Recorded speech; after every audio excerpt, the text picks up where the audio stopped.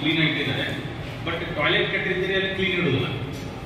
So ನಾವು ಭಾಳಷ್ಟು ಇವನ್ ಕಚೇರಿಗಳಲ್ಲಿ ನೋಡಿದಾಗ ಸೊ ದಯವಿಟ್ಟು ಅದನ್ನು ಇಂಥ ಆರ್ಡರ್ ಬಂದಾಗ ಸ್ವಲ್ಪ ಸಾಧ್ಯದ ಮಟ್ಟಿಗೆ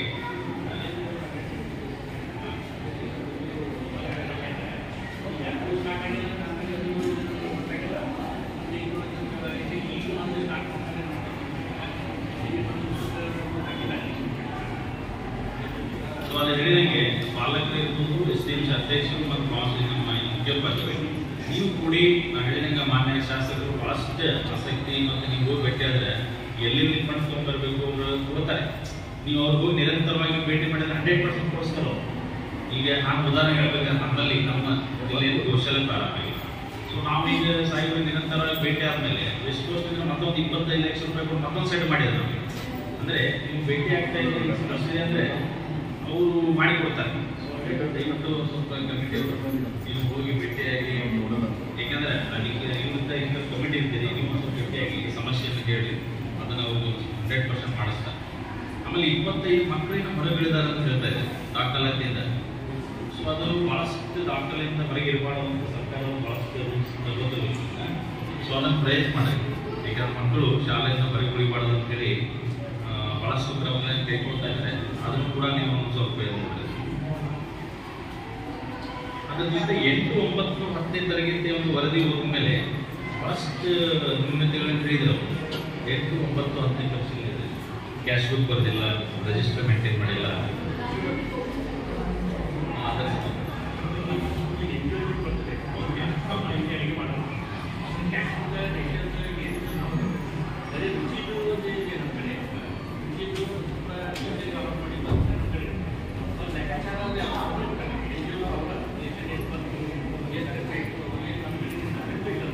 ಅಲ್ಲ ನೋಡಿ ಸರ್, ಇವರಲ್ಲಿ ಅಂತರ ನಿಮ್ಮಲ್ಲಿ ಈಗ ಇಲ್ಲ ಹಣ ಉಳಿದು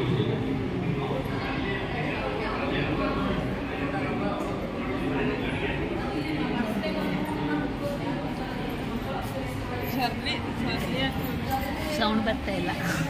ಸೌಂಡ್ ಸ್ಕ್ಯಾನ್ ಮಾಡ್ಬೇಕು ಮೇಡಮ್, ಸ್ಕ್ಯಾನ್ ಮಾಡ್ಬೇಕು ಸರ್. ನಮ್ದು ಲೈವ್ ವಿಡಿಯೋ ಲ್ಯಾಪ್ಟಾಪ್ ಇದು ಕನೆಕ್ಟ್ ಆಗಿಲ್ಲ.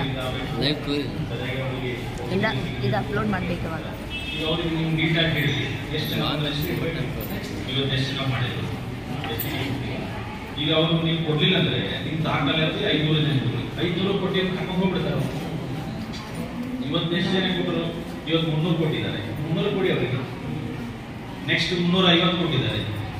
ಇಲ್ಲ ನೀವೇನು ಹೆಸರು ಇಡ್ಲಿಲ್ಲ ಅಂದ್ರೆ ಗೊತ್ತಾಗ್ತಾಯಿರೋದು. ಈಗ ನಿಮ್ಮ ಫುಲ್ ದಾಖಲೆ 548 ಇದೆ. 548 ನಾವು ಕೊಟ್ಟಿದ್ದೀವಿ ಅಂತ ಸೈನ್ ಹೋಗ್ಬಿಡ್ತಾರೆ.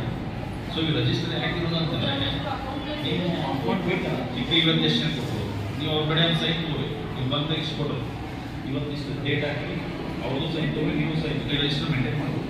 ಅವ್ರು ಹೇಳಿದ್ರೆ ಕರೆಕ್ಟ್ ಇದೆ. ಇಲ್ಲಾಂದ್ರೆ ಮತ್ತೆ ಬಿಲ್ ಅಷ್ಟೇ ಮಾಡ್ತಾರೆ ಅವರು. ಹೌದು ಸರ್, ಯಾರ ಅಧ್ಯಕ್ಷರು ಸದಸ್ಯರು ಇವನ್ನೆಲ್ಲ ಗಮನ ಮಾಡ್ತಾರೆ. ಇಲ್ಲ ಸರ್ಕಾರ ಬಿಲ್ ಅಷ್ಟೇ ಕೊಡ್ತಿರ್ತವೆ. ಇವತ್ತು ಅಬ್ಸೆಂಟ್ ಇರ್ತಾರೆ ನೀವು 30 ಜನ, ಅವರು ನಾವು ಇಷ್ಟು ಕೊಟ್ಟು ಒಂದು ಸೈನ್ ಹಾಕೊಂಡು ಹೋಗ್ತಾರೆ. ಸೊ ಅದಕ್ಕೆ ದಯವಿಟ್ಟು ನೀವು ಅದನ್ನು ಪರಿಶೀಲನೆ ಮಾಡಿ. ನಾವು ಚೇಂಜ್ ಮಾಡಬೇಕಂದ್ರೆ ನೀವು ಹಾಜರಾತಿ ಎಷ್ಟು ಇರ್ತದೆ ಹಾಕೊಂಡು ಹೋಗ್ಬಿಡ್ತಾರೆ. ಸೊ ಅದನ್ನು ಸ್ವಲ್ಪ ನೋಡಿರಿ. ಇಲ್ಲಾಂದರೆ ಸುಮ್ಮನೆ ಮಕ್ಕಳಿಗೆ ಸರ್ ಈ ವಿಷಯದಲ್ಲಿ ನಾವು ಈಗ ಇಶ್ಯೂದಾಗಲಿ ಅಲ್ಲ, ಈಗ ಸ್ಪೆಷಲ್ SDMC ಕಮಿಟಿ ಯಾಕಂದ್ರೆ ಒಂದ್ಸಲ ಏನಾದ್ರು ಪರಿಶೀಲನೆ ಬಂದ್ಬಿಟ್ರೆ ಅದು ಎಲ್ಲ ಹೊಣೆಗಾರರ ಅವ್ರಿಗೆ ಮಾಡ್ಬೇಕು. ನಾವು ನೋಡಿದ್ದೀವ ಅದರಿಂದ ಮತ್ತೆ ನಾವೆಲ್ಲ ಸ್ಪೆಷಲ್ ನಾವು ಕೊಟ್ಟಂತ ಯಾರ ಟೈಮ್ದೊಳಗೆ ಯಾರು SDMC ಇದ್ರೆ ಅವ್ರ ಇದು ಮಾಡ್ಬಿಡ್ತಾರೆ. ಅದು ಏನಂತ ಹೇಳಿದ್ರೆ, ಈಗ ಗ್ರಾಮ ಪಂಚಾಯತಿ ಮಟ್ಟದಲ್ಲಿ ಅಂದ್ರೆ ಹಳ್ಳಿ ಶಾಲೆ ಇರ್ತದೆಲ್ಲ, ಅಲ್ಲಿ ಅಡಿಗೆಯವರು ಅಲ್ಲೇ ಶಾಲೆಯಲ್ಲಿ ಅಡಿಗೆ ಮಾಡಿ ಬಡಿಸ್ತಾರೆ. ಅಲ್ಲಿ ನೇರವಾಗಿ ಅಕ್ಕಿ ಬೇಳೆ ಎಲ್ಲ ಸರಬರಾಜು ಆಗ್ತದೆ ಅವರಿಗೆ. ಮತ್ತೆ ಅನುದಾನನೂ ಕೂಡ ಇದು ತರಕಾರಿ ಎಲ್ಲ ಇದೆಯಲ್ಲ, ಅದು ಅವ್ರ ಅಕೌಂಟಿಗೆ ಜಮಾ ಆಗ್ತದೆ. SDMC ಅವರು ಅಧ್ಯಕ್ಷರು, ಆನಂತರ ಮುಖ್ಯ ಅಡಿಗೆಯವರು, ಮುಖ್ಯೋಪಾಧ್ಯಾಯರು, ಅದಕ್ಕೆ 3 ಜನರದೊಂದು ಜಾಯಿಂಟ್ ಅಕೌಂಟ್ ಒಳಗೆ ಇರ್ತದೆ. ಎಲ್ಲಿ ಏಜೆನ್ಸಿ ನಡೀತಿದೆ ಅಲ್ಲ ಅಲ್ಲಿ ಈಗ ಇಲ್ರಿ ಸರ್, ಉಸ್ತುವಾರಿನೂ ಮಾಡಕ್ಕಿಲ್ಲ. ಅಲ್ಲಿ ಅವ್ರು ಬಂದು ಕೊಡ್ತಾರೆ, ಹೋಗ್ಬಿಡ್ತಾರೆ. ನಾವು ಬರೀ ಸರ್ ಆಗಿ ಹೇಳ್ತೇವೆ. ನಾವು ಬರೀ ಮೇಡಮ್ ನಾನು ಹೇಳೋದು ಗೊತ್ತೈತಿ, ನಮ್ದು ಇಲ್ಲಿ ಕೆಲಸ ನಡೆಯೋದು ಗೊತ್ತೈತಿ. ಒಬ್ಬ ಅಧಿಕಾರಿಗಳು ಬರೋಬ್ಬರ ಅಡಿಗೆ ಆಗಿದ್ದಿಲ್ಲ, ಬರೀ ಎಲ್ಲ ನೋಡೋದು. ಆದ್ರೆ ಅಲ್ಲಿ ಎಷ್ಟು ಬರತೈತಿ, ಯಾವ ಕ್ವಾಲಿಟಿದು ಬರತೈತಿ, ಅದೆಲ್ಲ ಪರಿಶೀಲನೆ ಮಾಡೋದು ನಮ್ಮಿಂದ ಆಗತ್ತಿಲ್ಲ. ಮಾಡ್ಬೇಕು ಸರ್ ನೀವು. ಇವತ್ತು ಮೀಟಿಂಗ್ ಇದೆ, ಇವತ್ತು ಊಟ ಮಾಡಿ ಹೋಗ್ರಿ ಸರ್. ನಾವು ಮೀಟಿಂಗ್ ಮಾಡಿ ಹೋಗ್ಬೇಕು ಸರ್. ಸರ್ ಕೇಳಿ ನೋಡ್ರಿ, ನಾವು ಪ್ರತಿ ವಾರಕ್ಕೊಮ್ಮೆ ಇಲ್ಲಾಂದ್ರೆ ತಿಂಗಳಿಗೊಮ್ಮೆ ಬಂದು ವಿಸಿಟ್ ಮಾಡಿ ಅದು ಏನ್ ಅಡಿಗೆ ಮಾಡ್ಯಾರ, ಏನ್ ಮಾಡ್ಯಾರ ಅಂತ ಹೇಳಿ, ಮತ್ತು ಅಲ್ಲಿ ಏನ್ ಮಾಡತ್ತಾರ ಅದು ನಾವು ನೋಡ್ಕೊಂಡು ಬಂದೆ ನಾವು ಮಾಡ್ತೀವಿ. ಆದ್ರೆ ಈಗ ಸ್ವಲ್ಪ ನಾವು ಸಪೋರ್ಟ್ ಮಾಡೋದೇ ಅವ್ರಿಗೆ ಆಗ್ಬೇಕಂತ ನಾ ಹೇಳ. ಯಾಕಂತ ಹೇಳಿದ್ರೆ ನಾಳೆ ಈಗ ಸರ್ ಅವ್ರು ಕೇಳಿಬಿಟ್ರಿ, ಈಗ ನಾವು ರಿಜಿಸ್ಟರ್ ಮೇಂಟೈನ್ ಮಾಡ್ಕೊಂಡಿದ್ರೆ ನಮ್ಗೆ ಇದು ಬಿಡ್ತೀವಿ, ಎಷ್ಟು ಮಂದಿ ಎಷ್ಟು ಐತಿದ್ದೆ 300 ಹುಡುಗರು ಅದಾರ. ಆದ್ರೆ ಒಂದ್ ದಿವಸ 250 ಮಂದಿ ಇರ್ತಾರ. ನಾವು 300 ರಿಜಿಸ್ಟರ್ ಬ್ಯಾಲೆನ್ಸ್ ಹೆಂಗ್ ಹಿಂಗ ಇದೆಲ್ಲ ಆಗ್ಬಾರ್ದು ಅಂತ ಹೇಳಿ ನಮ್ದು ಇಲ್ಲ ಅದು ನಾವು ಮಾಡ್ತೀವಿ. ಇಲ್ಲ ಹೇಳಿದ್ರೆ ಅದು ಒಂದು ಸಲಹೆ ಬೆಳಗ್ಗೆ ಒಂದು ಕಂಪ್ಲೇಂಟ್ ಬಾಕ್ಸ್ ಅಂತ ಹೇಳಿದ್ರು. ಪೇರೆಂಟ್ಸ್ ಬಂದ ಕಂಪ್ಲೇಂಟ್ ಕೊಟ್ಟು ಬೇರೆ ಆಗ್ತಿತ್ತು. ಒಂದು ಸಲಹೆ ಬೆಳಗ್ಗೆ ಕಂಪ್ಲೇಂಟ್ ಬಾಕ್ಸ್ ಅಂತ ಹೇಳಿದ್ರು. ಒಂದು ನೆಕ್ಸ್ಟ್ ಅಲ್ಲ ಅದು ಇಮಿಡಿಯೇಟ್ ಆಗುತ್ತೆ. ನಾಳೆ ಮಾಡಿದ್ರೆ ಒಂದು ಸಜೆಷನ್ ಮತ್ತು ಪ್ರತಿ ತಿಂಗಳ ಕ್ಲಾಸ್ ವೈಸ್ ಮೀಟಿಂಗ್ ಮಾಡುತ್ತೆ. ಲಾಸ್ಟ್ ಟೈಮ್ ಮೀಟಿಂಗ್ ನಾವು ಹೇಳ್ಬೋದು. ಕ್ಲಾಸ್ನಾಗ ಪೇರೆಂಟ್ಸ್ಗೆ ಮತ್ತು ಟೀಚರ್ಸ್ ಮಕ್ಕಳಿಗೆ ಅದು ಏನು ರಿಲೇಷನ್ಶಿಪ್ ಬೆಳಿತಿದೆ ಅಂತ ನಾವು ಹೇಳೋದಿಲ್ಲ. ಆಗಲಿಲ್ಲ. ಸುಮಾರು ಒಂದು 6-7 ತಿಂಗಳು ಆಗಿ ಮೀಟಿಂಗ್ ಆಗಲಿಲ್ಲ. ಮತ್ತು ನಮ್ಮದು ದಯವಿಟ್ಟು ಮೇಡಮ್ ಈ SDMC ಪ್ರಯೋಜನ ಹೆಂಗೆ ಹೇಳ್ರಿ, SDMC ಮಾಡೋದು ಪ್ರಯೋಜನ ಹೆಂಗೆ ಹೇಳ್ರಿ? ನೇರವಾಗಿ ಶಿಕ್ಷಕರು ಅದನ್ನೆಲ್ಲ ಜವಾಬ್ದಾರಿ ವಹಿಸ್ಕೊಳ್ಳಿಕ್ ಆಗಲ್ಲ. ಒಂದು ಶಾಲೆಯ ಅಭಿವೃದ್ಧಿ ಆಗ್ಬೇಕಂತ ಹೇಳಿದ್ರೆ ಇದು ಸಮುದಾಯ ಅವ್ರ ಮಕ್ಕಳು ಓದ್ತಾ ಇದ್ದಾರಂತೆ ಹುಡುಗರಿಂದ ತಗೊಂಡು ಮಾಡ್ತಾರ ಅನ್ನೋ ಉದ್ದೇಶಕ್ಕಾಗಿ ಮೊದಲು ನಾವೆಲ್ಲ ಓದ್ಬೇಕಾದ್ರೆ SDMC ಇಲ್ಲ ಇದ್ರಿ. ಆ ಕಾರಣಕ್ಕಾಗಿ ಅದನ್ನ ಮಾಡಿದ್ದಾರೆ. ಅವರಿಗೆ ತುಂಬಾ ಎಲ್ಲ ಜವಾಬ್ದಾರಿ ಕೊಟ್ಟಿದ್ದಾರೆ ಸರ್. SDMC ಅವರು ಕನಿಷ್ಠ ಪಕ್ಷ 3 ತಿಂಗಳಿಗಾದ್ರೂ ಒಂದು ಸಭೆ ಸೇರಿಸಿ ಏನೇನು ಶಾಲೆಯಲ್ಲಿ ಅಭಿವೃದ್ಧಿ ಆಗ್ಬೇಕನ್ನೋದನ್ನ ಒಂದು ಕ್ರಿಯಾ ಯೋಜನೆ ತಯಾರು ಮಾಡಿ ಅದನ್ನೆಲ್ಲ ಮಾಡುವಂತದ್ದು ಇದೆ ಸರ್.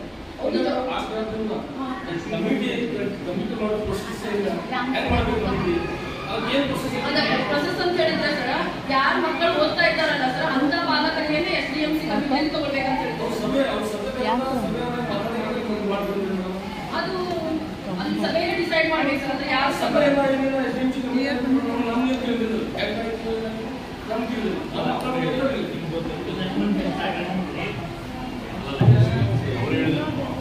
SDMC ಕಮಿಟಿ ಅಧ್ಯಕ್ಷರು ಸದಸ್ಯರು ಯಾವ ತರ ಆಯ್ಕೆ ಮಾಡ್ತಾರೆ, ಈ ಪ್ರೊಸೆಸ್ ಹೆಂಗಿದೆ ಅಂತ ಹೇಳ್ತಾರೆ. ಈಗ ಮಿನಿಮಮ್ ಲಾಸ್ಟ್ ಟೈಮ್ ಹೇಳಿದಾಗ ಮಿನಿಮಮ್ ಒಂದು ಪ್ರತಿ ವರ್ಷ ಕಾಮನ್ ಸಭೆ ಕರೆದು ಈ ತರ ಮಾಡಕ್ಕಾಗಿಲ್ಲ. ಮಿನಿಮಮ್ ಒಂದು 3 ವರ್ಷನ 5 ವರ್ಷ 3 ವರ್ಷ ಉಳಿಯುತ್ತದೆ. ನನಗೇನಂತಂದ್ರೆ ಶಾಸಕರು ನನಗೊಂದು ಲಿಸ್ಟ್ ಕೇಳಿದ್ರು. ಲಿಸ್ಟ್ ಕೇಳಿದಾಗ ಅವಾಗ ನಾನು ಲಿಸ್ಟ್ ಕೊಟ್ಟಿದ್ದೇನೆ. ನಂತರ ಏನ್ ಮಾಡಿದೆವು, ಲಾಸ್ಟ್ ಟೈಮ್ ಏನ್ ಮಾಡಿದ್ರು ಅಂತಂದ್ರೆ ಯಾರ್ಯಾರು ಪ್ರತಿ ವರ್ಷ ಮಿನಿಮಮ್ 3 ವರ್ಷನ ಆಗ್ಬೇಕದು. ಯಾರು 10th ಪಾಸ್ ಆಗಿ ಹೋಗಿರ್ತಾರೆ ಅದು ಅಷ್ಟು ತೆಗೆದು ನೆಕ್ಸ್ಟ್ ಆ ಮಗು ಆ ತರಗತಿ ಒಳಗೆ ಹೆಸರು ಕೊಟ್ಟಿರಿಂದ ನಾನು ಅನುಮೋದನೆ ತಗೋತೀನಿ. ಈ ಸಲ ಮೊನ್ನೆ ಏನಾಯ್ತು ಅಂತಂದ್ರೆ ಮತ್ತೊಂದು ಪ್ರಕಾರ 9th ಕ್ಲಾಸ್ 10th ಕ್ಲಾಸ್ ಯಾರು ಪಾಸ್ ಆಗೋದ್ರಲ್ಲ ಅವ್ರ ಹೆಸರು ತೆಗೆದು ಮತ್ತೆ ಹೆಸರು ಹಾಕಿ ಅದು ಒಂದು ಲಿಸ್ಟ್ ಕಳಿಸಿದೆ. ನಾನು ಲಿಸ್ಟ್ ಕಳಿಸಿದ ನಂತರ ಏನ್ ಮಾಡಿದ್ರು ಅಂತಂದ್ರೆ ನಮಗೆ ಹೈಸ್ಕೂಲ್ಗೆ ಪ್ರೈಮರಿಗೆ 19 ಜನ ಅಂದ್ರೆ ಹೈಸ್ಕೂಲ್ಗೆ 9 ಜನ. ಅದರೊಳಗೆ ಒಂದು ವಿಷಯ ಇದು ಕಮಿಟಿ ಮಾಡ್ತಿಲ್ಲ, ಅದಕ್ಕೆ ಏನು ಪ್ರೊಸೆಸ್ ಮೀಟಿಂಗ್ ಮಾಡಿ ಇದ್ದೀವಿ. ಅದು 2-3 ವರ್ಷದಿಂದ ಅವಾಗ ಅದೇ ವರ್ಷದ ಪ್ರಕಾರ ಮಾಡಿ ಲೈಸೆನ್ಸ್ ಪ್ರಕಾರ ಮಾಡಿದ್ದೀವಿ. ನಂತರ ಏನ್ ಮಾಡ್ತೀವಿ ಅಂತಂದ್ರೆ ಮೊನ್ನೆ ಒಂದು ಲಿಸ್ಟ್ ಕೊಟ್ಟಾಗ ಶಾಸಕರು ತಮ್ಮ ಲೆಟರ್ ಪ್ಯಾಡ್ನಾಗ ನನಗೆ 9 ಜನ ಹೆಸರು ಶಾಸಕರು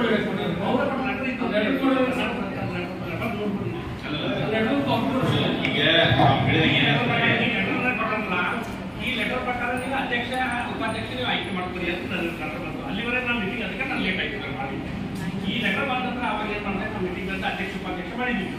ಇದರ ನಂತರ ಏನಂದ್ರೆ ಈ ಪುಷಪ್ ಏನಿಲ್ಲ ತಿಂಗಳಿಗೆ ಒಂದಾಗಿ ತಿಂಗಳ ಯಾವ ಮೀಟಿಂಗ್ ಮಾಡಿ ಲಾಸ್ಟ್ ಕಮಿಟಿ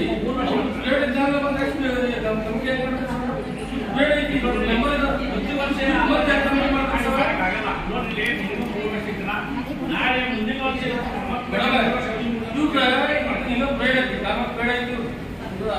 ಬಾಡಿನಾಗ ಪ್ರೇಡ್ ಐತಿ ಅದು ಇದ್ದಾಗ ಮತ್ತೆ ನೆಕ್ಸ್ಟ್ ಕಮಿಟಿ ಮಾಡ್ತೀರಿ. ಅದೇ ಇದನ್ನ ಆಮೇಲೆ ಬೇಕಾದ್ರೆ ಚರ್ಚೆ ಮಾಡ್ರಿ. ಏನೇ ಒಂದು ಯೂಶಲಿ ಏನಾಗುತ್ತೆ ಅಂದ್ರೆ ಎಲ್ಲ ಸರ್ಕಾರದ ನಿಯಮಗಳು ಆಯ್ಕೆ ಸಭೆಯಲ್ಲಿ ಏನಾಗ್ತದೆ ಆಯಾ ತಾಲೂಕಿನ ಶಾಸಕರು ಅಧ್ಯಕ್ಷರಿರ್ತಾರೆ.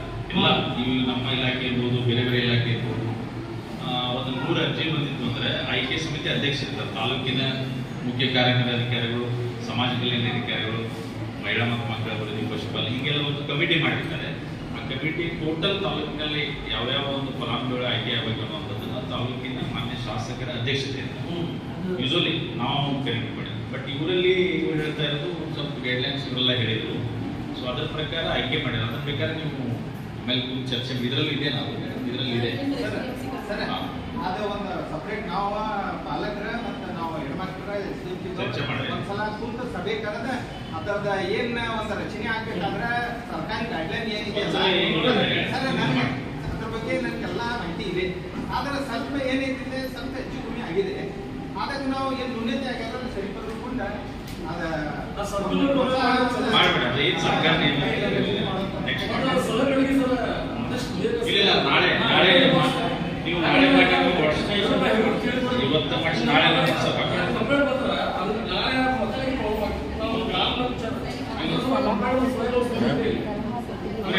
ನಾಳೆ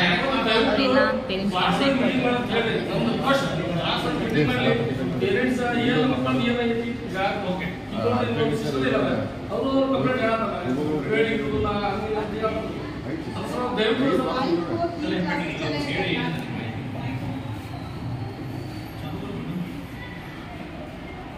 सर 9th को 3 क्लासेस चले हैं और 10th के 8 से 10 सर लिए मॉर्निंग 9 o'clock को ले रहे थे सर, दो दिन से नहीं ले रहे थे। 10th के मैथ्स क्लास 2 महीने में सिर्फ 10 हुए तो बच्चों की बोर्ड एग्जाम था। मैं दूसरे तरफ ट्यूशन को भेजूँ किसके पास भेजूँ? जैसा आप बोले ना सर, गवर्नमेंट में कौन आता है कॉम्पिटेटिव एग्जाम्स में रैंक निकालने के बाद में टॉपर गवर्नमेंट में आते हैं। जो टीचर ट्यूशन ले रही है कल्याण में वो क्या है प्राइवेट स्कूल में पढ़ाते हैं मैथ्स। तो प्राइवेट और गवर्नमेंट की टीचर्स में जैसे कि आपने कहा कि बहुत फर्क है सर। यहाँ नई सिलेक्शन होने के बाद में प्राइवेट में जाऊँ वो टीचर के पास मुझे मजबूरन मैथ्स को भेजना पड़ रहा है मेरी बच्ची को 10th के। तब आगे कैसा सर?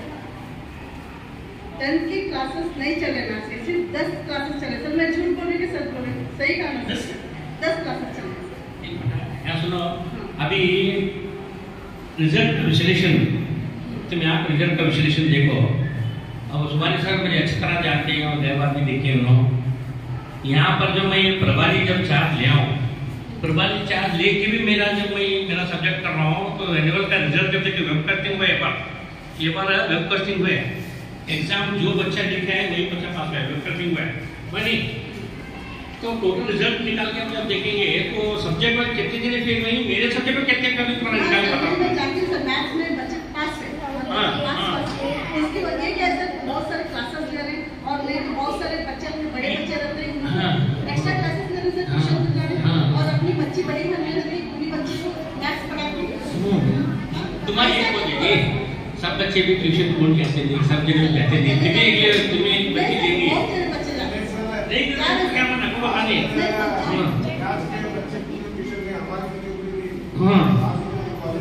हाँ अभी यहाँ तो मैं अब यहाँ 2009 में आया हूँ। 2009 से अभी तक मेरा 70-80% रिजल्ट होता है। ये मतलब ये मुझे प्रभारी मतलब का चार्ज आने के बाद भी मेरा टीचर भी कर रहा हूँ। एक मिनट में बताता हूँ। अब तुम्हें बोलने मतलब क्या है बोला था मैं फायर नहीं ट्यूशन से पास होने बच्चे बोलते मतलब है नहीं तो वैसा है तो तुम आम कैसे अलावा लगा कर ट्यूशन ले को हासिल ले छोड़ो तो भी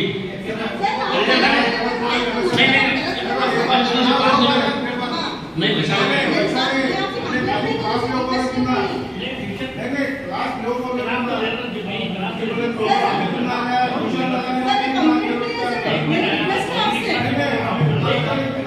एक मिनट सुनो। अब हमारे स्कूल का रिजल्ट आने मैं कैसे परिणाम करूँ? हमारा रिजल्ट स्कूल का आने वाला हमारे मैथ में नहीं वैसा नहीं है। प्रोजेक्ट गेस्ट टीचर के लिए गेस्ट टीचर के बीओ साहब भी बोलने के बाद तो भी अभी 9 रुपये विचार म्हणून निर्वहन को जास्ती आहे 9 रुपये बोल रहे हैं। अभी ऑलरेडी 2 गेस्ट टीचर दिए ऑलरेडी 2 गेस्ट टीचर दिए से अब उसने भी टीचर ट्रांसफर हो गया, क्या कल परसों का रिपोर्ट आ गया पापा, ट्रांसफर हो जाने के बाद भी गेस्ट टीचर और दिए तो अच्छा मुझे एक देती हूँ, नहीं दिए तो दिए। अब ये मेरे दोपहर में पीरियड नहीं तो मैं सुबह 8 से 9, 9 से 10 तो मैं ले रहा हूँ क्लास। सर आप ले रहे क्लास उसके बारे और आप में बेहतरीन क्लास ले रहे सर। मेरी बच्ची बोली सर बेहतरीन मैथ्स है सर का, बेहतरीन क्लासेस ले रहे 9 बजे से क्लासेस ले रहे। मुझे और एक प्रॉब्लम क्या हो रहा था सर, अभी जो बोले आने जाने का बच्चों को, मेरे 3 बच्चे सर, तो उनके 9:45 बजे आते सर, ऑटो वाला 9 बजे उसके लिए जल्दी आना, 9:45 बजे ऑटो वाला मुझे सताता सर, इतनी जल्दी मैं नहीं जाता, 9:30 बजे मैं जाने का, वो 2 बच्चों के टाइमिंग पे जाना, मैं इसे अलग से चार्ज देना सर, 9:45 घर से निकलना 15 मिनट का रास्ता है बच्चा ऑटो से, और मैं वो भी करने को नहीं देखो सर सुनो सर, मैं बोलूँ तो ना खेड़े को जाकर मैं 8 से 9, 9 से 10 क्लास देने में खेड़े को बच्चे ज्यादा जल्दी आते हैं, यहाँ के बच्चे कम आते हैं, वो भी तैयार है सर, वो लोग भी के बच्चे करने को जल्दी नहीं तैयार है। आते, लोग के बच्चे जल्दी नहीं आते, मुझे देखो यहाँ सर मैं कंप्लेंट नहीं करी सर, फर्स्ट ऑफ ऑल मैं ये बोल नहीं, रही हूँ complaint नहीं समझ रहा मेरा मैं। प्रॉब्लम और आपसे रिक्वेस्ट कर रही सर मैं, जो 9 बजे क्लासेस ले रहे हैं आप बेहतरीन क्लास ले रहे हैं सर, मुझे बहुत अच्छा लग रहा है आपका मैथ्स में जो बच्चे जो पढ़ा रहे हैं आपके अंदर बहुत क्वालिटीज है सर, इसके लिए आपका शुक्रिया करते हैं, मगर क्लासेस रेगुलर नहीं चल रहे सर मैथ्स। देखो ये क्या है सर प्रोग्राम आया 3 दिन का सर गेस्ट टीचर का या कुछ मेरे सब्जेक्ट में जिम्मेदारी है भाई, बच्चों को रिजल्ट तो खराब कर नहीं देता। सर मेरा काम होता सर, मेरा बच्चा अब 90 करना है सर मैथ्स में, मेरा ये है मेरे 2 बच्चे सर 9th में है 10th में है। अब 3 जो है ना सुबह आज मैं सुबह कितने बजे आया होगा तुम्हें गैस करो, आज मॉर्निंग में कितने बजे इसको आया होगा? ಸರಿ ಇಲ್ಲ ಅವ್ರು ಹೇಳೋದೇನು ಈಗ ನೀವು ಚೆನ್ನಾಗಿ ಮಾಡ್ತಾ ಇದ್ರಿ ಬಟ್ ರೆಗ್ಯುಲರ್ ಆಗಿ ಆಗ್ತಾ ಇಲ್ಲ ಅಷ್ಟೇ ಅಷ್ಟೇ और सर आप जानते सर आप हेडमास्टर में मैं जानती हूँ आपके देखो अब ये ऐसा 3 दिन का विश्लेषण है, क्या क्लास का ऐसा उत्तर आया बोले तो तब क्लास दे दो, नेक्स्ट में मेकअप कर पाऊंगा उसके बारे में भाई भूल गया उसके बारे में देखो कॉन्फिडेंस क्लास मैं बोलो तो ना सब सब्जेक्ट का विश्लेषण करना तो मैं इसको 10 सब्जेक्ट का एक नोटिस में दिया हूं, साहब क्या बोले मालूम है साहब मीटिंग में क्या बोले मालूम है तुमना, मैं ये सब मीटिंग में क्या बातें बोलता नहीं, क्या भी कुछ करो हमें निर्देश आगे रिजल्ट मैथ्स सर हर जगह पे लगा रहा है ಹೌದಲ್ಲ ಚಲೋ ನೋಡಿ ಎಲ್ಲ ಈಗ ಪ್ರಭಾರಿ ಹೆಡ್ಮಾಸ್टर ಚಾರ್ज ಮಾಡಿದ್ರೆ ಹೇಳ್ತಾರ ನೀವು ಅದನ್ನು ಕೊಡ್ಕೊಂಡು अब बाकी का विश्लेषण देखेंगे तो हमारा बहुत ही है अलग अलग रिजल्ट हमारा खराब है बहुत सी है अब उसके बारे में डेली में मुझे नोटिस दे एक्शन दे उसको दे मुझे वर्दी दे 2-3 मीटिंग में बोले मगर वही तो बता रहा हूँ ऐसे ऐसे क्या करना आया ऐसा फंक्शन या तो क्या बता रहा है तो ये 2 क्लास क्या भी आगे मुझे तो बाकी में नेक्स्ट में कंट्रोल स्टैक उसके बारे में तो मैं क्या भी डरने की बात नहीं। लास्ट टाइम ಎಷ್ಟು ಹುಡುಗರು ಫೇಲ್ ಆಗ್ಯಾರ last time sir Urdu subject ನಲ್ಲಿ 12 ಜನ ಫೇಲ್ ಆಗಿದ್ರು ಟೋಟಲ್ ನಮ್ಮ ಇವಾಗಿ ಟೋಟಲ್ ಶಿವನಗರ ಅಂದ್ರೆ 50 ಮ್ಯಾನ್ ಫೇಲ್ ಆಗಿದ್ರು 50% ಮೇಲೆ 2022 ಒಳಗೆ 2022 ಒಳಗೆ ಜಾಸ್ತಿ 5 ಮಂದಿ ಇದರ ಕಡಿಮೆ ಫೇಲ್ ಆಗಿದ್ರು ಈಗಿನ ರಿಸಲ್ಟ್ ಇದೆ ವೆಬ್ ಟೆಸ್ಟಿಂಗ್ ಆಯ್ತಲ್ಲ ಸರ್ ನಾ ಏನು ಹೇಳೋದು ಗೊತ್ತೈತಿ ನಮ್ದು ಡೆವಲಪ್ಮೆಂಟ್ ಅಂತ ಹೇಳಿದ್ರೆ ಏನ ಡೌನ್ ಬರಲ್ಲ ನಾವು ಡೌನ್ ಆಗಲ್ಲ ನೀವು ಹೇಳೋದು ಕರೆಕ್ಟ್ ಇದೆ ಬಿಟ್ಕೊಳ್ಳಿ ಈಗ ನೀವು ಹೇಳೋದು ಕರೆಕ್ಟ್ ಇದೆ ಅದನ್ನ ಇನ್ನೊಂದು ಏನಾಗಿದೆ ಎಲ್ಲ ಸರ್ಕಾರದ ಒಂದು ಕಚೇರಿಗಳಲ್ಲಿ ಸ್ವಲ್ಪ ಸಿಬ್ಬಂದಿ ಕೊರತೆ ಇಲ್ಲಿ ಫುಲ್ ಇದಾರೆ ಇಲ್ಲಿ ಅಂತ ಇಲ್ಲ ಫುಲ್ ಇದೆ ಬಟ್ ಈವರೆಗೆ ಅಡಿಷನಲ್ ಚಾರ್ಜ್ ಕೊಟ್ಟಿದ್ದಾರೆ ಅಂತ ಹೇಳ್ತಾ ಇದ್ದಾರೆ ಬಟ್ ಸೊ ಹಾಗಾಗಿ ಅವ್ರು ಹೇಳಿದ್ರು ನಾವು ಚೆನ್ನಾಗಿ ಮಾಡ್ತೀವಿ ರೆಗ್ಯುಲರ್ ತಗೋತೀವಿ ಅದನ್ನ ಮುಂದೆ ಸರಿಪಡಿಸ್ರಿ ಬಟ್ ಅವರು ಮಿಸ್ ಆದ್ರೂ ಕೂಡ ಈಗ ಇವತ್ತು ಫಂಕ್ಷನ್ ಇವತ್ತು ಅವ್ರ ಕ್ಲಾಸ್ ಇತ್ತಂದ್ರೆ ನಾವು ಮರದಿವ್ಸ ತಗೋತೀವಿ ಅಂತ ಹೇಳ್ತಾ ಇದ್ದಾರೆ ಅದ್ರ ಬಗ್ಗೆ ನೋಡೋಣ ಅದೊಂದು ಮಾಡಿ ಆಮೇಲೆ ಅವ್ರು ಹೇಳಿದ್ರು ಈಗ ಏನ್ ಮಾಡ್ತಾರೆ ಸರ್ಕಾರ ಎಲ್ಲ ಕಡೆ ವೆಬ್ ಕಾಸ್ಟಿಂಗ್ ಮಾಡ್ತಾರೆ ಹೋದ ಒಂದು ಪರೀಕ್ಷೆಯಲ್ಲಿ ವೆಬ್ ಕಾಸ್ಟಿಂಗ್ ಗೊತ್ತಾಯ್ತು ಫುಲ್ಲಿ ಡಿಟೇಲ್ ಎಕ್ಸಾಮ್ ಮುಗಿಯುವವರೆಗೂ CCTV ಕ್ಯಾಮರಾ ಅಬ್ಸರ್ವ್ ಇರ್ತದೆ ಮೊದಲು ಏನ್ ಮಾಡ್ತಾ ಇದ್ದಾರೆ ಎಲ್ಲ ಗೊತ್ತಿದೆ ನಿಮ್ಗೆ ಏನೋ ಸ್ವಲ್ಪ ಮಕ್ಕಳ ಪಾಸ್ ಅಲ್ಲ ಏನೋ ಒಂದು 5-10 ಮಾರ್ಕ್ಸ್ ಎಲ್ಲ ಸ್ವಲ್ಪ ಏನೋ ಮಾಡ್ತಿದ್ರು ಬಟ್ ಈಗ ಏನು ಮಾಡೋಕ್ಕಾಗಲ್ಲ ಸೊ ಹಾಗಾಗಿ ರಿಸಲ್ಟ್ ಡೌನ್ ಎಲ್ಲ ಕಡೆ ಆಗಿದೆ ಬಟ್ ಈಗ ಮಕ್ಕಳಿಗೆ ಕೂಡ ಈಗ ಆಗ್ತಾ ಇದ್ದಾರೆ ಸರ್ಕಾರ ಎಲ್ಲ ಸವಲತ್ತುಗಳನ್ನು ಕೊಡ್ತಾ ಇದೆ ಅದಕ್ಕೆ ಪಾಲಕರು ಕೂಡ ಒಂದು ಸ್ವಲ್ಪ ಮನೆಯಲ್ಲಿ ಅವ್ರಿಗೆ ಇದನ್ನು ಮಾಡಬೇಕು ಏಕೆ ನಾವು ಓದ್ಬೇಕಾದ್ರೆ ಗೊತ್ತಿಲ್ಲ 30 ವರ್ಷ ಹಿಂದ್ಗಡೆ ನಾನು ಓದ್ಬೇಕಾದ್ರೆ ನನ್ನ ಸ್ಕೂಲಲ್ಲಿ ಮ್ಯಾಥ್ಸ್ ಇಲ್ಲ ಸೈನ್ಸ್ ಟೀಚರ್ ಇದ್ದಿಲ್ಲ ನಾನು ಬೇರೆ ಕಡೆ ಪ್ರೈವೇಟ್ ಹೋಗಿ ಟ್ಯೂಷನ್ ತೊಗೊಂಬಂದು ನಾನೇ ಎಲ್ಲರಿಗೆ 15 ನಾನು ಮ್ಯಾಥ್ಸ್ ಸೈನ್ಸ್ ಟೀಚರ್ ಹೇಳ್ತೀನಿ ಅವಾಗ 30 ವರ್ಷ ಹಿಂದ್ಗಡೆ ಈಗ ಎಲ್ಲ ಫೆಸಿಲಿಟಿ ಇದೆ ಊಟ ಇದೆ ಎಲ್ಲ ಸ್ಕೂಲು ಡ್ರೆಸ್ ಎಲ್ಲ ಕೊಡ್ತಾ ಇದ್ದಾರೆ ಬಟ್ ಎಜುಕೇಶನ್ ಅಷ್ಟು ಮಕ್ಕಳು ಮುಂದೆ ಬರ್ತಾರೆ. ಸೊ ಹಾಗಾಗಿ ಒಂಚೂರು ಪಾಲಕರು ಕೂಡ ನೀವು ಅದರಲ್ಲಿ ಸ್ವಲ್ಪ ಆಸಕ್ತಿ ತಗೋಬೇಕಾಗ್ತದೆ. ಈಗ ನೀವು ಸರ್ ಹೇಳ್ತಾರೆ ಅಲ್ಲಿ ಹೋದ ತಕ್ಷಣ ನಾವೇನ್ ಮಾಡ್ತೀವಿ, ಮಕ್ಕಳು ಆಟ ಬೀಳ್ತಾರೆ ಅಥವಾ ಬೇರೆ ಬೇರೆ ಕೆಲಸಕ್ಕೆ ಹೋಗ್ತಾರೆ. ದಯವಿಟ್ಟು ಅದಕ್ಕೆ ನೀವು ಕೂಡ ಒಂದು ಸ್ವಲ್ಪ ಮಾಡಿದ್ರೆ 100% ಮುಂದೆ ಬರ್ತಾರೆ. ಇಲ್ಲಾಂದ್ರೆ ಬರೀ ನಾವು ಟೀಚರ್ ಆಮೇಲೆ SIMC ಕಮಿಟಿ ಅವರು ಒಂದು ಸ್ವಲ್ಪ ಇದು ಮಾಡಿ, ಇಲ್ಲಾಂದ್ರೆ ಏನಾಗ್ತದೆ ನಾವು ಇದು ಮಾಡ್ತೀವಿ. ಆದ್ರೆ ನೀವು क्या बोली मालूम, अमीन सर का मैथ्स इतना अच्छा है कि हेडमास्टर सर किसी दूसरे को देख के अमीन सर का मैं कंटिन्यू मैथ्स क्लासेस उनका पढ़ाने का मेथड इतना अच्छा है, बहुत अच्छा है सर का. मैं ये नहीं कहती ಮೇಡಮ್ ಅವ್ರು ಹೇಳಿದೀವಿ, ಈಗ ಅವ್ರು ನೆಕ್ಸ್ಟ್ ರೆಗ್ಯುಲರ್ ಮಾಡ್ತಾರೆ, ಅವ್ರು ಕಂಟಿನ್ಯೂ ಮಾಡ್ತಾರೆ. ಎಸ್ 9th के बच्चों के सर 3 क्लासेस है सर, तो उनका और 10th के बच्चों का इनका अबाउट 75 है सर, टारगेट अबाउट 90 का है. तो हां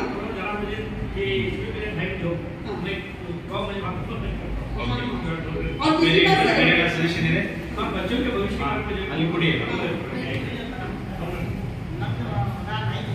ಓಕೆ ಆದರೆ ಒಂದು ಎಕ್ಸಾಮ್ ತಗೊಂಡ್ರೆ ಎಕ್ಸಾಮ್ ತಗೊಂಡು 20 ಪದ ಮಾರ್ಕ್ಸ್ ತಗೊಂಡವು. ಅವು ಪಾಸ್ ಆಗಿ ಬಂದ 8ನೇ 9ನೇ ಮಟ್ಟ ಅವು ಪಾಸ್ ಹೆಂಗೆ ಮಾಡಿದ್ರು? 20 ಪದ ಮಾರ್ಕ್ಸ್ ತಗೋತಾರೆ ಅಂದ್ರೆ ಅಲ್ಲಿ ಅಷ್ಟೇ ಕೆಲಸ ತರೋರು. ಅದಕ್ಕೆ ಯಾರು ಮಾಡೋರು? ಈ 9ನೇ ಮಟ್ಟ ಬಂದ ನಮ್ಗೆ ಅದ್ರ ಕೆಳಗಿಲ್ಲ ರಾಡಾಡಕ್ಕೆ ಅದಕ್ಕೆ ಯಾರು ಹೊಡೆಯವರ? ಈಗ ನನ್ನ ಮಗನ ತಪ್ಪ ಅನ್ನೋದಿಲ್ಲ, ನಂದು ಶಿಕ್ಷಕರ ತಪ್ಪ ಅಂತೀನಿ. ಯಾಕಂದ್ರೆ ಅವರು 8ನೇ ಮಟ್ಟ ಕಳಿಸಿದ್ರೆ ಅವಾಗ 20 ಸೆಂಟೆನ್ಸ್ ಒಳಗೆ ಒಂದೇ ಮಾರ್ಕ್ಸ್ ತಗೊಳಕಂದ್ರೆ ಹೆಂಗೆ ಪಾಸ್ ಆದ? ಈಗ ಬೇರೆ ಸ್ಕೂಲ್ ಆಗಿದ್ರೆ ಇಲ್ಲ ಉರ್ದು ಸ್ಕೂಲ್ ಅದ ಸರ್. ನನ್ನ ಪ್ರಜ್ಞೆ ಏನಂದ್ರೆ ये मसला जो बोले ना तुमने ನನ್ನ ಮಗ ಕಲಿಯಾಕತ್ತಾನಲ್ಲ. देखो डॉक्टर साहब को कायदे के बारे में जो बीमारी था उनको डायग्नोस किया था वो उनको मालूम पड़ जाता. टीचर के बारे में कहाँ फाल्ट हो गया टीचर को मालूम पड़ जाता. वो जो तुम बोले ना ये शिक्षण में तो प्रॉब्लम आ क्या है? एक मिनट सर बोलने के तरीके से कोई वजह बोले हो सर. ಮಗು ಫಸ್ಟ್ ಸ್ಟ್ಯಾಂಡರ್ಡ್ ಇಂದ 8ನೇ ತರಗತಿವರೆಗೆ ಹೋಗ್ತಾನೆ. ಇಲ್ಲೇ ಶಾಲೆಗೆ ಹೋಗೋದವರೆಗೆ 8ನೇ ತರಗತಿವರೆಗೆ 8ನೇ ತರಗತಿ ತನಕ ಏನ್ ಕಲಿಬೇಕಿತ್ತು ಮಗು ಆ ಕಲಿಯಾಗಿಲ್ಲ. ಅವನಿಗೆ ಲಿಪಿ ಬರೆಯ ಬರಲ್ಲ, ಮಗ್ಗಿ ಇಲ್ಲ, ಹೆಸರು ಬರೆಯ ಬರಲ್ಲ, ಏನೂ ಇಲ್ಲ. ಆ ಮಗು ಬಂದು 3 ವರ್ಷ ನಮ್ಮ ಹೈಸ್ಕೂಲ್ ನಲ್ಲಿ ಏನ್ ಸುಧಾರಣೆ ಆಗ್ತದೆ? ಗೌರ್ಮೆಂಟ್ ಕುಕಿನೇ ಇದ್ದಾರೆ.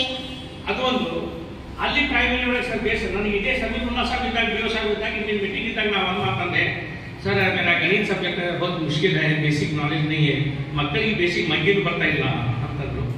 ಹೌದಮ್ಮಿ ಅಂತ ನೀನು ಕೆಲಸ ಮಾಡುವ 3 ದಿನ ಅಲ್ಲಿ ಪ್ರೈಮರಿ ಹೋಗಿ ನೀವು ಪಾಠ ಮಾಡ್ಬೇಕು ಅಂತಂದ್ರು. ನನಗೆ ಇಲ್ಲಿ ಕ್ಲಾಸ್ ತೋರು ಮತ್ತೆ ಅಲ್ಲಿ ಹೋಗಿ 2 ದಿವಸ ನಾನು ಪಾಠ ಮಾಡ್ಕೊಳ್ಬೇಕು ಅಂತಂದ್ರು.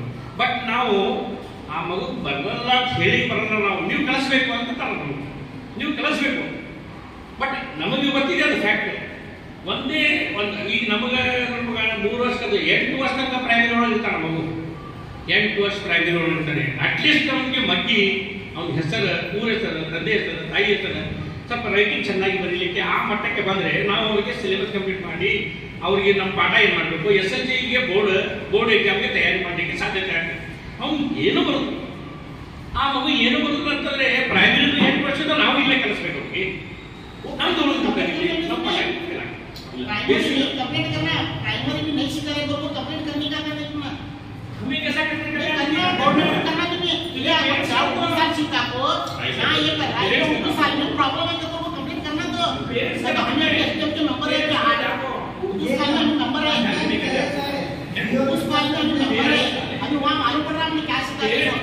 ये शक्ति किसकी हो रही है? बराबर आपको ऐसे कर रहे हैं. शक्ति किसको वो होना. तो हमारा बच्चा सीधा बोल रहा हमने नहीं आ रहा, हमने नहीं किया बोलकर. अब हमारा 8वीं से पढ़कर का बच्चा मेरा एकदम 1 मार्क्स लिया तो मैं बच्चे को मारना है क्या, उसे सही बात भेजना है?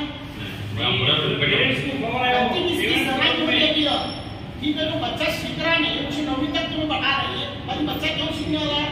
एजुकेटेड हो रहा है ना, बिजनेसमैन हो रहा है, क्या भी हो रहा है इसमें नहीं. तुम्हें शिका को खास करके बड़ी छोड़ रहे 10वीं को डायरेक्ट रिजल्ट फेल हो रहा है. उसके बाद मेरा बच्चा क्या करना है? BO साहब ने क्वेश्चन करने वाले BO साहब क्या बोले जॉब बोले आप प्राइमरी में वहां भी आपको तरफ देख लेंगे. नहीं तुम्हें कंप्लीट अभी तक नहीं दिए, उर्दू साल में तुम्हारा कंप्लीट नहीं आया अभी तक. वो हमें नहीं बोल सकते उसमें देखो सर तुम्हें मास्टर अभी भी 7 सीधे साले मगर हमने फेल करी, हमने नहीं सीखे, हमने फेल करे, हमने भेजा नहीं. मगर सीधे साले बच्चे को वो छोड़ा, नहीं सीधे साले बच्चे को वो छोड़ा. तो पेरेंट्स का नहीं पेरेंट्स नहीं वो बेटा क्यों अभी उर्दू साल को भाग तो हमारा वो चेक हर साल नहीं है उर्दू साल के सब 2 तारीख में ये साल ये रूल्स जो आया कि 1 से 9 तक खास करके 10 को भेजना है तो ये रूल्स के बारे में बोले बेटा साहब अभी आप क्या काम कर रहे हैं? अभी 500 ಓಕೆ ಗುಡ್. ಈಗ ನೀವು ಹೇಳಿದರೆ ಕನ್ನಡ ಎಲ್ಲರಿಗೂ ಅಂತ ತಿಳ್ಕೊತೀನಿ. ಸೊ ಇದರ ಉದ್ದೇಶ ಹೇಳಿದ್ರೆ ಸಮಗ್ರ ಶಿಕ್ಷಣ ಮತ್ತು ಅಭಿಯಾನ ಅಥವಾ ಸಾಮಾಜಿಕ ಅಂದ್ರೆ